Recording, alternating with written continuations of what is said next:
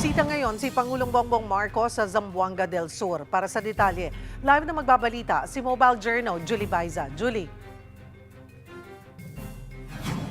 Cheryl, pinangunahan ni Pangulong Bongbong Marcos ang pagpapasinaya sa bagong rehabilitate na Mahayag Dam sa Zamboanga del Sur.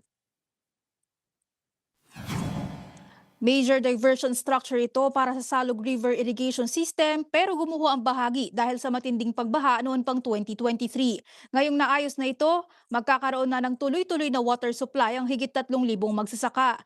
At pagdating ng tag-ulan, makokontrol ito ang daloy ng tubig sa mga lugar na malalapit dito para makaiwas sa baha. Bukod dito, Cheryl, ibinida ni PBBM ang iba pang mga programa para sa Zamboanga del Sur. Kasama dyan ang farm-to-market roads na pinaglaanan ng 370 million pesos. Iniutos na rin kahapon ang mabilis at maayos na relief at recovery efforts sa mga naapektuhan ng bagyong Basyang. Cheryl, ngayon sunod-sunod ang mga proyekto, iniutos na rin ng Pangulo na gawing simple ang proseso at tiyaking mabilis na makararating sa tulong. Ang tulong sa mga nangangailangang pamilya. Cheryl?